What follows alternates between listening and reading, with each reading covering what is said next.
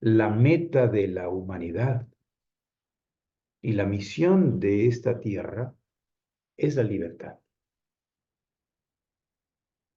Y recordemos que donde más libres somos dentro de lo que hemos estudiado hasta ahorita, que el pensar, que el sentir y el querer, que es la voluntad, pues es en el pensar. Y por supuesto que cuando iniciamos la vida como niños, en la primera infancia, pues todavía estamos dormidos allí. El espíritu está dormido, tiene que estimularse para que comience a despertar, primero soñando, imaginando, y luego en algún momento comience a despertar haciendo juicios propios sobre él mismo y sobre el mundo que le rodea. Y si le damos el ambiente adecuado, pues será mucho más sano que él se haga sus propios juicios, su propio pensar. Cuando observamos al ser humano, nos damos cuenta que de muchas o varias acciones posibles, nosotros podemos escoger una, que es la que realizamos. Analicemos un poco lo que hacemos ahorita, lo que hicimos en la mañana, lo que hicimos ayer. Pudimos haber hecho un poco diferente lo que hicimos o algo distinto totalmente. Sin embargo, hicimos eso porque consideramos que era lo que había que hacer. Esto de escoger una de entre varias acciones y darnos cuenta que nosotros somos la causa de esa acción, del motivo para eso, nos hace pensar que somos libres. Pero muchas veces no nos damos cuenta de los motivos que estimulan esa acción. Debemos recordar que la acción humana a través de la cual se manifiesta la voluntad siempre está impregnada de motivo, del cual podemos ser inconscientes, pero siempre hay motivos. Los animales no tienen motivos, reaccionan por instinto y actúan por instinto. Entonces, si nosotros comenzamos a reconocer que puede haber y que hay en nosotros motivos móviles de la acción que no somos conscientes y otros que somos conscientes de ellos, pues es importante reconocerlo porque solamente aquel que es consciente del motivo de su acción se puede decir que es libre. Alguien que no sabe por qué hizo lo que hizo, o sea, no es consciente del motivo de su acción, pues no puede considerarse libre. Y al parecer, la mayoría de la humanidad es movida por circunstancias externas para la acción. Es influida por circunstancias externas. Entonces aquí vemos que los motivos o las causas de la acción humana pueden considerarse externas o internas. Podemos ser movidos por algo exterior que hemos percibido, pero podemos también ser movidos por algo que internamente hemos creado a través de una idea o hemos captado una idea desde el exterior que nos ha llegado, pero que influyó nuestra acción a través de nuestro carácter. O sea que hemos influido por nuestro carácter cómo actuamos. Así es como nosotros comenzamos a darnos cuenta que puede ser que alguien, por ejemplo, un ebrio, imagínense una persona ebria, pues diga cosas de las cuales luego se arrepiente. Entonces no es consciente de la fuerza irresistible que en él está actuando en su organismo y hace y dice cosas que él no quiso nunca decir y hacer, pero está en un estado especial. Y podemos también considerar a un niño que es pequeño y que es lactante. Entonces, el desear la leche para un niño pequeño, pues es algo que no está en su control. Hay una fuerza instintiva para sobrevivir que le hace desear la leche. De tal manera que no podemos hacer una comparación que sea rigurosamente científica entre, por ejemplo, la acción de un guerrero en el campo de batalla. Cómo toma decisiones y tiene motivos especiales, imagínense, en un campo de batalla. O bien el de un investigador en su laboratorio. O el de un hombre de Estado que está involucrado en complicados asuntos diplomáticos. No se puede comparar sus acciones y cómo llegó a ellas con las de un niño que desea la leche a un ebrio que dice cosas que la escuela se repite. Es aquí donde podemos decir, entonces, ¿cuál es la causa de los motivos de la acción humana? Y cuando decimos que podemos ser conscientes de los motivos, necesariamente está involucrado el pensamiento. El pensamiento hace que nosotros tengamos una gran diferencia con los demás seres que existen a nuestro alrededor. Dice Hegel, es el pensamiento el que hace que el alma se eleve a espíritu. El alma humana, cuando decimos el alma humana, y luego alguien dice el espíritu humano, podemos usarlo como un sinónimo, pero cuando se es consciente de lo que se está haciendo, diciendo, necesariamente se está pensando. Y entonces es más correcto y preciso decir el espíritu, porque en el alma puede estar influido por sentimientos, incluso por sus instintos, lo anímico, lo animal. Y lo anímico incluye las emociones, los sentimientos. Por ejemplo, el sentimiento de patriotismo, el amor, la compasión. Definitivamente que pueden ser móviles de la acción humana. Pero no podemos decir que sean los causantes de los móviles, o sea, de los motivos, sino simplemente los presuponen. Porque detrás de eso, por el simple hecho de que está siendo a través de un ser humano, está siendo permeado por el pensamiento. O sea, que si una persona es capaz de actuar y elevarse en su actuar por encima del instinto sexual, por ejemplo, o de los apetitos animales, necesariamente su actuar está siendo influido por pensamiento, porque se va por encima de su naturaleza anímica, astral. Y entonces está su yo consciente, y entonces el pensamiento está influyendo su acción. Si yo, por ejemplo, veo a una persona delante de mí con hambre y despierta mi compasión, yo estoy sintiendo compasión porque en mí llegó la impresión de una persona que sufre y me da pena.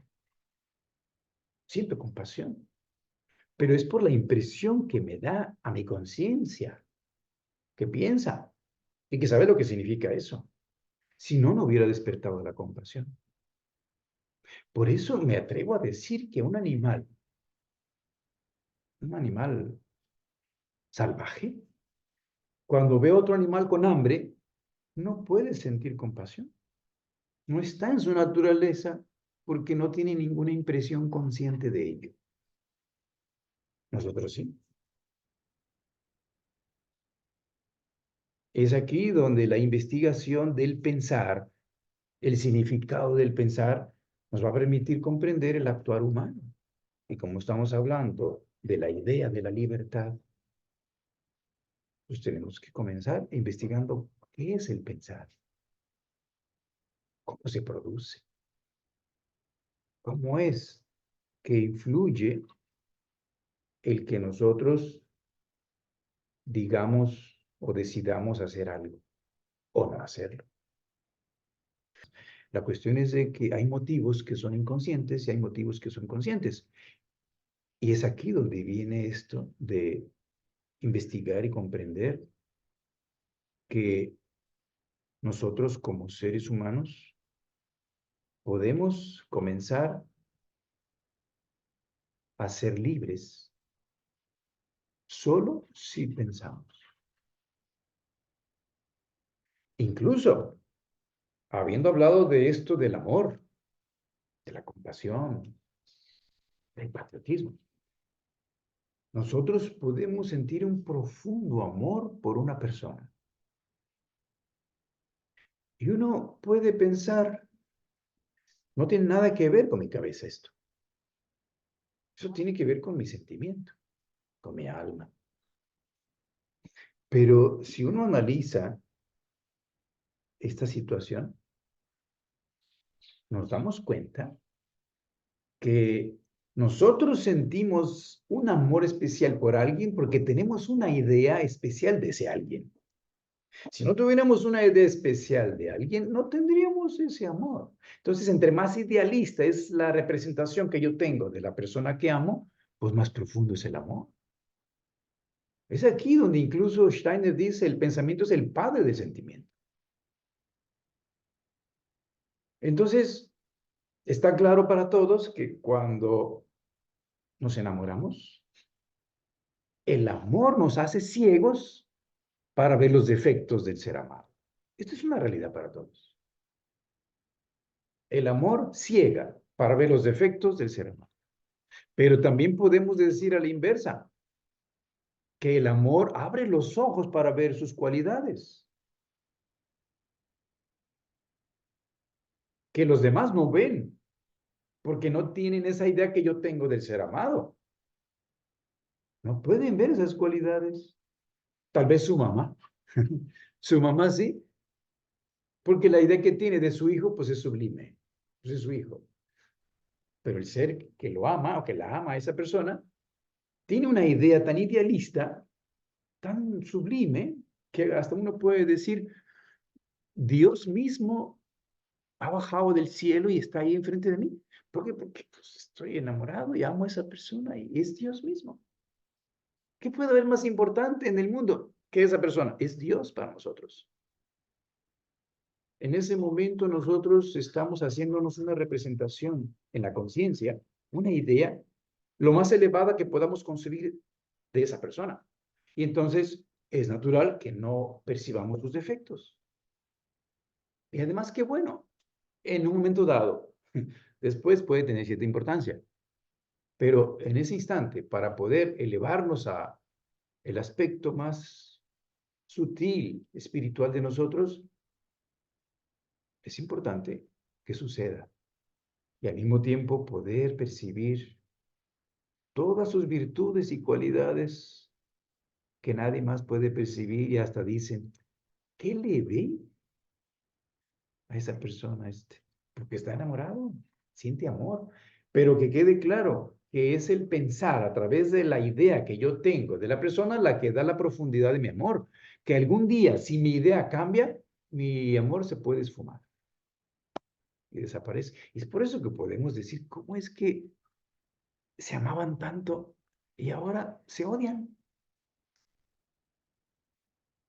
Alguna vez escuché decir a Osho que cuando sucede esto, de que aparece el odio, después de un amor tan profundo que hemos percibido en alguien, es porque cambió de lugar.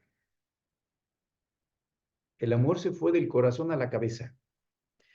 En realidad, deberemos precisarlo, porque en realidad se fue al intelecto. esa parte terrestre del espíritu que está en la cabeza. Porque de lo que estamos hablando aquí es de un pensar elevado, o sea, de un ideal que también es real. Y puede hacer que nosotros percibamos a través de la cabeza el amor en su naturaleza más sublime, donde yo decido pensar bien de la persona. Yo decido ser amable, respetuoso, considerado, atento. El amor existe en la cabeza cuando se conecta con el pensar puro. No con el intelecto que pues se concentra en aquello que le cae mal, le es antipático de alguien y lo juzga, lo critica. Entonces ahí tiene razón esta frase de decir, cuando el amor se va del corazón a la cabeza, pues aparece el odio. Es el mismo amor, pero puesto en la cabeza. Pero aquí, esto de entender que el pensamiento está antes que el amor. Es cómo es que nuestro pensar puede influir nuestro sentir. Y puede ser el motivo y la causa de yo poder tener determinadas acciones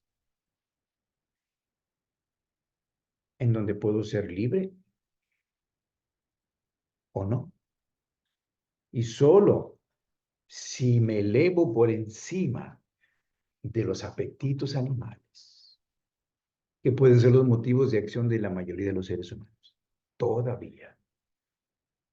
Y intelectualmente, esto que mencioné ahorita, que da motivos también desde el exterior, que pueden venir, claro, internamente, pero exteriormente yo me siento vulnerable y quiero sentirme seguro. Entonces, pues me hace falta tener más dinero para tener más poder y con ello tener las cosas que necesito para protegerme, la seguridad, las alarmas, guardias, guaruras, alambrado, armas, lo que sea. Esto es parte de la naturaleza inferior del ser humano, sea en la parte instintiva, sexual, que es uno de los principales motores del mundo, o bien el intelecto que quiere poder y quiere dinero, que se siente inseguro.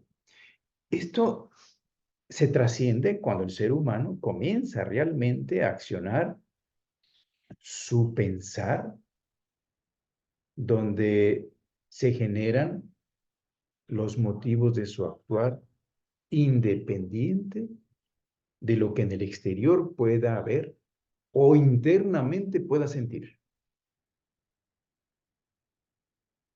Es allí donde tiene sentido que Hegel diga, el alma se eleva a espíritu, porque empezamos a pensar. Y entonces la acción humana tiene su característica peculiar. Esto es, vamos a decir, juzgado y criticado por muchos eh, pensadores, filósofos, que consideran que el ser humano en realidad siempre va a ser esclavo de motivos de los cuales no sea consciente y que sean más fuertes que otros. Porque yo puedo decir, me han encarcelado. Yo estoy impedido para hacer lo que yo quiero. ¿Por qué? Porque quisiera irme a otro lado y no puedo. Entonces, dicen, no es libre. ¿Sí? El que yo no pueda hacer lo que quiera hacer, en realidad, no significa que no sea libre. En ese sentido, no se toma en cuenta esto que estamos estudiando de la libertad. Puede ser que en determinado momento, incluso no estando encarcelados, yo no pueda hacer lo que quisiera hacer. Yo quisiera volar. Pero aquí lo que debemos considerar es de que no es tan importante el que yo no pueda hacer lo que quiero, sino que yo deba querer lo que quiero. O sea, que sea libre para manifestar lo que quiero. Porque puede ser que yo involuntariamente sin intención, haga aparecer motivos que son razonables. Que yo digo, mi pensamiento me hace ver que es muy sensato esta decisión para hacer esto. Pero si yo no fui muy consciente de dónde vino, no soy libre.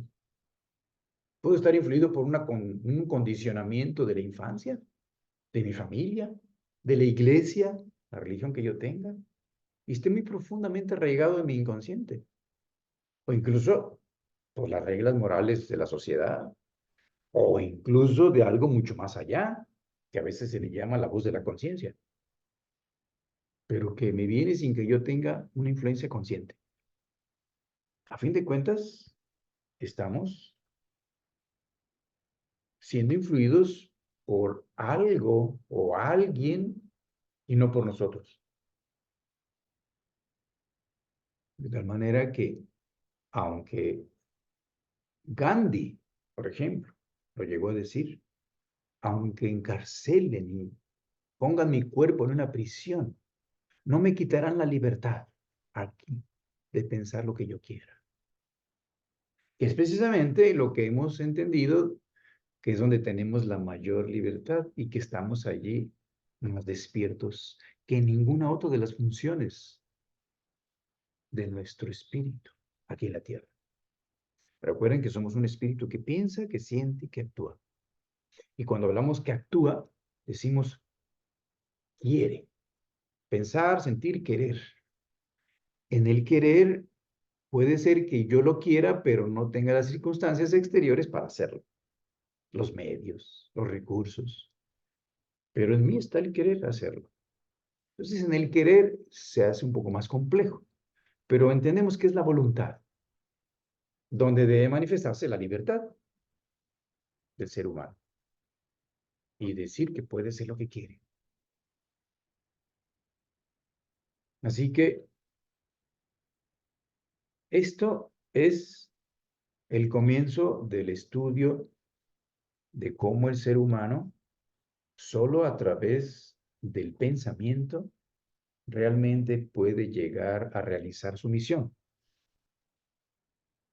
realizarse para ser libre, incluso para desarrollar plenamente el amor. Porque hasta ahorita el amor lo hemos conectado con un sentimiento siempre, la mayoría de los seres humanos. No es que ya no lo amo. Oye, pero si lo amas, no, pero ya no lo amo. Cuando sabemos que el sentimiento del amor es algo que no controlamos voluntariamente, es algo que sucede por simpatía, por circunstancias que se dice nuestra conciencia ahí está soñando. Pero en el pensar estamos plenamente despiertos y podemos a través del discurrir y del hacer un pensamiento inquisitivo, podemos estar ahí plenamente despiertos. Entonces es allí donde nosotros podemos despertar motivos para hacer, motivos para que nazca mi querer, que es la base de la voluntad, y luego se conviertan en acciones concretas. Esto es el comienzo del estudio de la filosofía de la libertad, donde Rudolf Steiner dice que somos seres humanos y como humanos estamos aquí reconociendo que muy profundo en nuestra naturaleza hay un motivo y un deseo muy grande por conocer, por saber. Nadie más tiene eso, solo los seres humanos. O sea que la naturaleza nos ha colocado muchas necesidades por el hecho de estar aquí en un cuerpo. Y de hecho, muchas más de las que podemos satisfacer. Pero para satisfacer nuestras necesidades se requiere la participación consciente, cosa que los animales, pues por su instinto, satisfacen sus necesidades. El ser humano tiene que actuar en su conciencia para hacer algo y satisfacer lo que quiere. Pero de todo lo que quiere y lo que le produce más descontento, porque son más las necesidades que las satisfacciones, Démonos cuenta, en la vida son más las necesidades que las satisfacciones. O sea que hemos nacido para estar descontentos, al parecer, porque es una escuela aquí. Pero lo que más caracteriza esta búsqueda y este descontento es que queremos saber, que queremos conocer.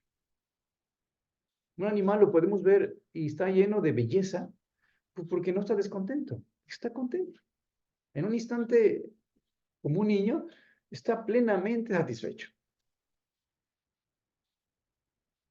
Pero un ser humano adulto está buscando algo. Siempre.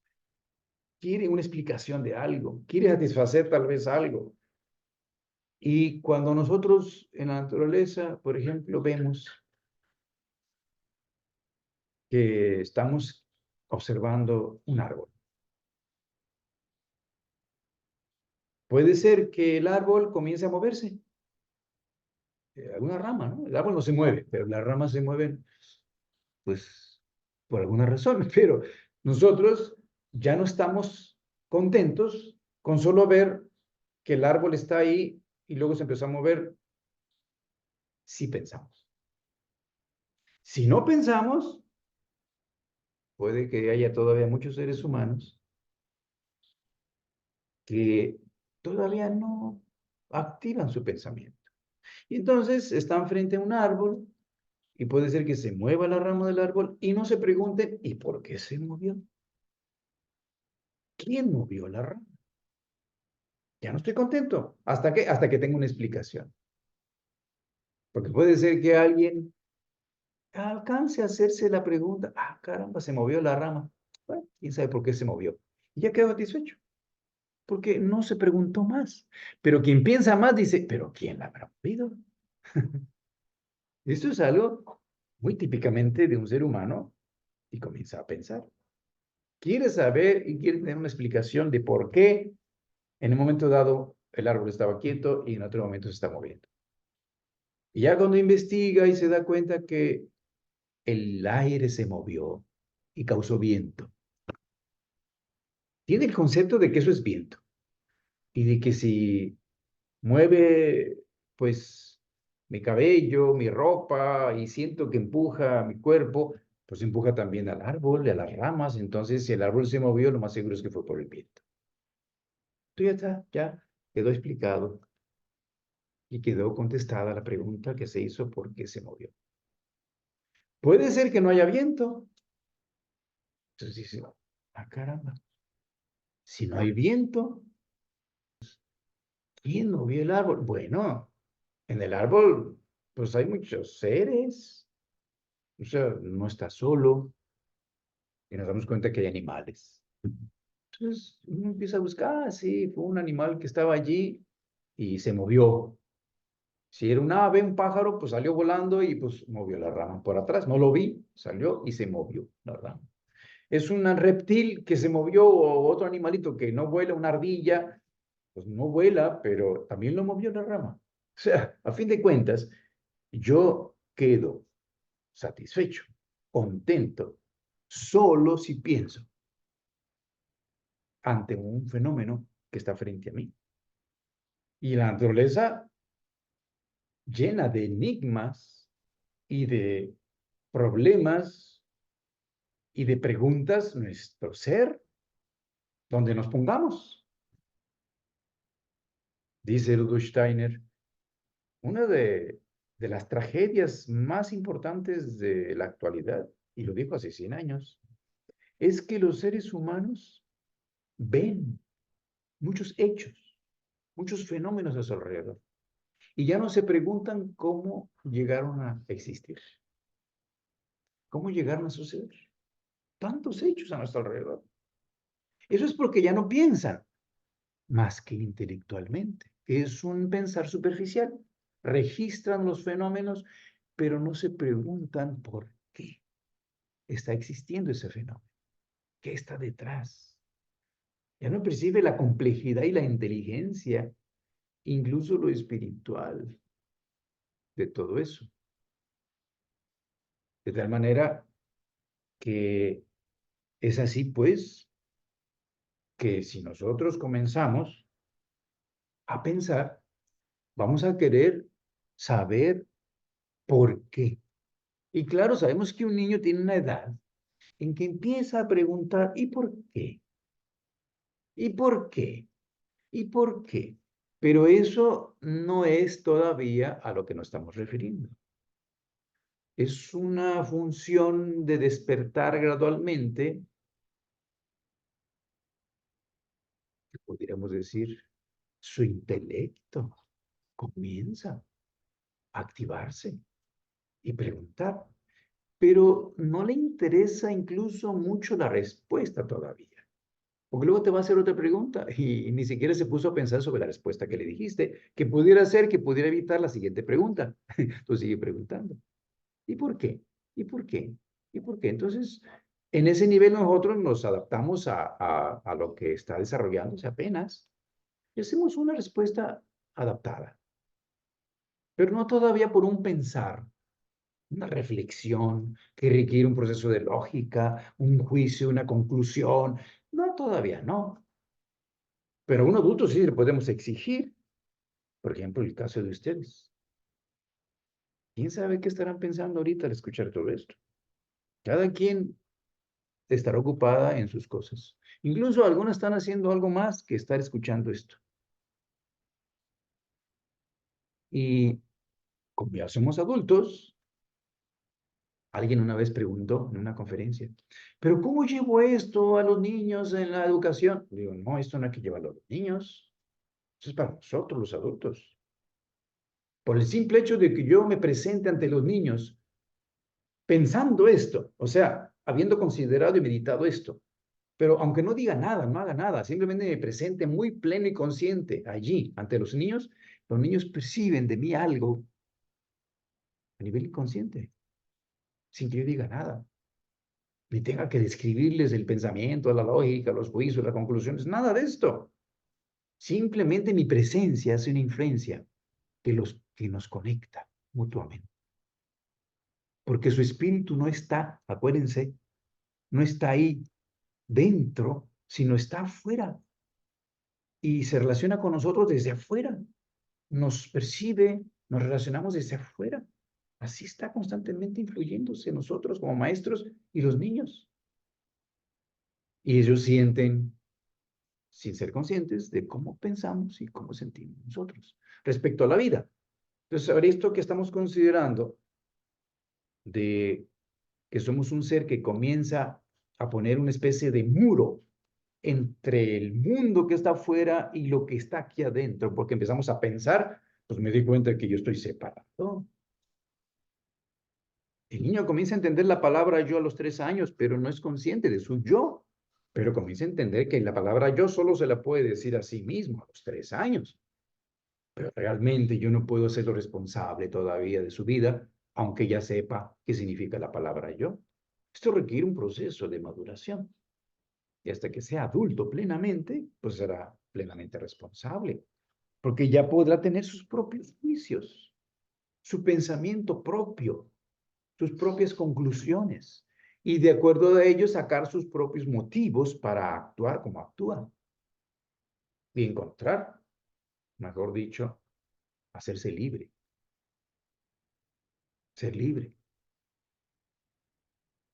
Así que esto de sentirnos separados del mundo es el comienzo del estudio profundo de cómo es que a través de la autoconciencia yo me hago consciente de mí mismo porque estoy pensando que yo estoy aquí, todo lo demás está allá, yo estoy aquí. ¿Y quién está aquí? Pues nomás yo. Ni siquiera el ser más amado está aquí, está allí, ahí enfrente de mí, pero no puede estar aquí donde yo estoy. Nadie más puede estar aquí.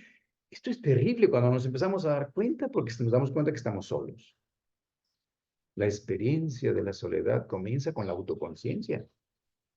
El mundo está allá y yo estoy aquí. Pero también me doy cuenta que soy parte del mundo y ahí empieza el conflicto.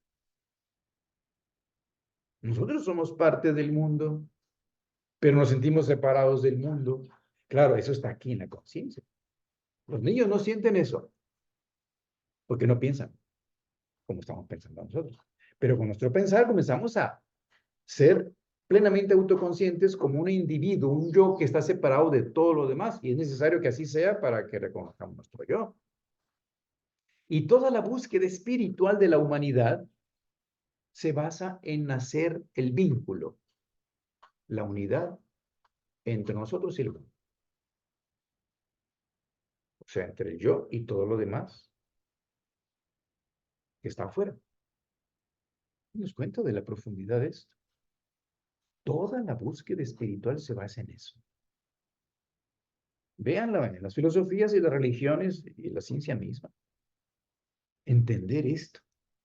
¿Cómo es posible que nosotros somos uno en realidad, porque somos del universo, pero al mismo tiempo nos percibimos separados? Y esta es la condición necesaria para comenzar a conocer el mundo, que es esa característica típicamente humana, queremos conocer. Nadie más le interesa conocer. Un niño pequeño nos recuerda un poquito la etapa antigua de la humanidad, la infancia o los animales.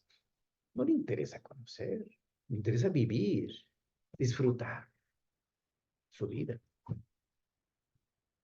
Y cuando se llega a cierta edad, nos damos cuenta que los seres humanos están más en la cabeza que en la voluntad. Está claro para todos, ¿no? En el principio estamos más metidos en la voluntad. Y somos influidos por muchos factores, externos e internos, que hacen que incluso un sentimiento inmediatamente cause una acción. Cualquier sentimiento. Un deseo, una acción. Cuando somos adultos mayores, ya es así. Primero, porque el cuerpo ya no responde igual. Pero segundo, porque estamos más en lo espiritual, que está separado del universo espiritual, en nosotros. Esto es una realidad que es el principio del estudio de cómo es un ser humano puede comenzar a aspirar a ser libre. Primero identificándose en su yo como algo independiente. Y luego identificando que tiene motivos que pueden ser conscientes o inconscientes. Y reconocer que hay motivos que lo mueven a hacer o a sentir o a querer cosas que él pueden ser buenas, pero él no fue el motivo consciente de ello. Entonces hay que reconocerlo. Eso solo puede ser posible cuando uno empieza a pensar, cuando uno empieza a reflexionar y está muy lúcido, muy despierto de todo. Y él es el que decide qué palabras y qué pensamientos entran y qué no entran. Y qué puede ser lo que despierte un motivo para acción, para decidir actuar de cierta manera. Pero veamos cómo, pues, esto del pensar nos permite poder hacer preguntas. Y solo cuando hay preguntas puede haber conocimiento a través de la respuesta. No es posible de otra manera. Es así como el ser humano comienza un proceso de conocer que él es lo mismo que lo que está afuera, pero momentáneamente se encuentra separado porque si no, no pudiera conocerlo. ¿Cómo puede el pececito conocer el océano? Si está en el océano y no es consciente cuando le preguntan, ¿qué opinas del océano? Pues ¿eso qué es? No es consciente del océano porque está en él. Es como el bebé en el útero antes de nacer. ¿Y qué opinas de tu mamá? ¿Y esa quién es? Pues sí, porque está dentro de la mamá, no la puede conocer hasta que se separe y salga. Y entonces la va a anhelar. ¿Por qué? Porque le tiene que dar leche todavía y tiene que alimentarla. Entonces el pececito lo sacan del océano, imagínense, y lo ponen ahí en la arena. Y el pobre pececito queriendo regresar al océano, al agua. Y cuando logra llegar a regresar al océano, ahora sí le podemos preguntar, ¿qué huele? ¿Qué opinión tienes del océano? Ay, es una maravilla. No, hombre, el océano es el paraíso. Es lo mejor que he conocido. Pues sí, porque si no hubiera océano no podría existir, ¿no? En él vives. El ser humano vive en el universo y en el mundo, pero tiene que separarse momentáneamente y uno dice, oye, ¿por qué venimos aquí al mundo? Si estábamos también allá en el cielo, porque antes de nacer estábamos en el cielo, ¿no? Sí, en el mundo espiritual. Pero ¿para qué venimos aquí a sufrir y empezar a hacernos muchas preguntas y a tener más necesidades que podemos satisfacer y estar descontentos? ¿Para qué todo esto? Pues para conocer, para hacernos conscientes de nosotros plenamente. No se puede ser consciente si no hacemos distancia. Este distanciamiento ha hecho que el mundo esté como esté, porque en el distanciamiento nos distanciamos también de la vida y la naturaleza, y con ello pues nos enfermamos, con ello distorsionamos, con ello generamos basura, generamos problemas, generamos fealdad, maldad y falsedad. Pero entonces, ¿qué sentido tuvo? Hacer conciencia. El precio parece muy grande. Pues sí, porque esto puede generar sufrimiento, descontento. Y está claro que la mayoría de los seres humanos en el mundo, pues tienen más momentos de descontento que de felicidad. Así es. Al menos en la etapa en que nos encontramos ahorita. Porque el ser humano quiere ser libre y empieza a manifestar eso de que déjame hacer lo que yo quiera. Y entonces dicen lo que quieran, hacen lo que quieren, pero como no están haciéndolo desde un motivo que surge desde su pensar puro, conectado con su espíritu, pues vemos criminales que dicen, "Es que yo hice lo que quise y tú dijiste tú que lo más importante es ser libre. Bueno, pues yo quise quitarme este que me estorbaba y lo maté. Pues soy libre. Y eso no es libertad. Eso no es libertad. Porque se dejó llevar seguro por el deseo de que quitar a alguien que le estorbaba, o por su instinto, por sus pasiones, por su ambición, por algo, pero no es libre. El que es verdaderamente libre y está conectado a través de su pensar, nunca va a hacer algo que pueda dañar a nadie. Porque en el pensar va a empezar a conectarse con todos y con todo el universo. Este es el gran misterio de estudiar el pensamiento. Algunos pudieran decir que está demasiado intelectualizado esto, porque lo espiritual muchos lo conectan más con cuestiones anímicas, con el amor, pero como sentimiento. Y aquí hemos ya dicho que el amor puede aquí, donde somos plenamente conscientes y estamos despiertos, convertirse en una decisión. Y hasta a un desconocido puedo comenzar a amarlo. Yo decido ser amable y atento. Y decido incluso esforzarme por percibir sus cualidades. Y me hago una idea de acuerdo a lo que estoy percibiendo. Y es real. A diferencia de lo que puede pasar con un enamorado, una enamorada, que se hace una idea que puede ser una proyección de sus propias necesidades, ¿no? Puede pasar.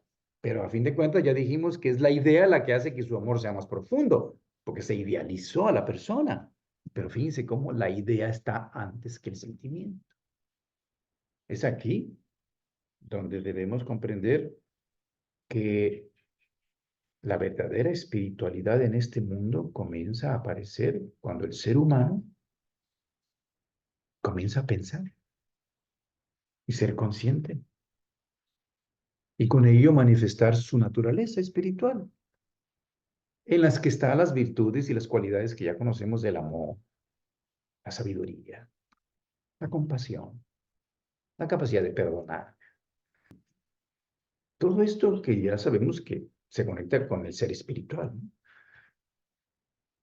Hay una de las frases que Rudolf Steiner siempre ha mencionado, es esto de: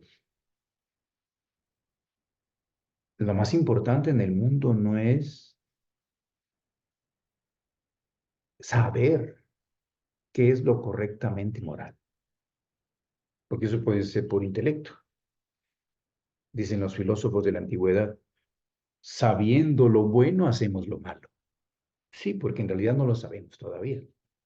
De alguna manera hemos escuchado que eso es lo bueno, pero no está en nuestra conciencia, desde donde estamos hablando ahorita.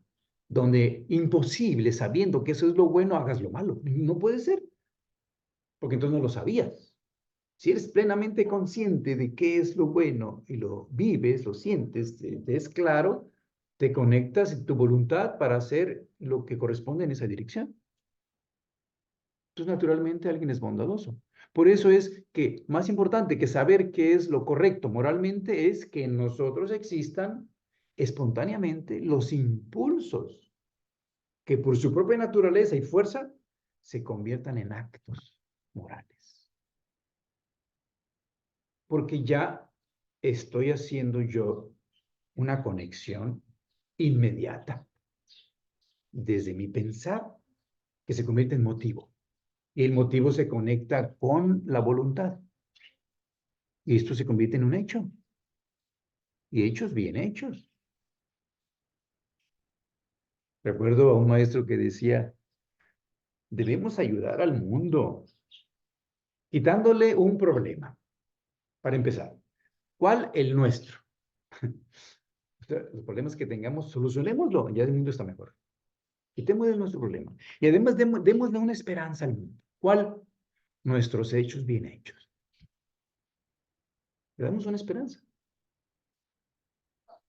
Porque entonces, solo así, cuando el ser humano, a través de sus actos, de sus hechos, pues lleva a la realidad lo que está conectando en su conciencia a través del pensar. Solo así es posible. Y se obedece solo a sí mismo. Y bueno,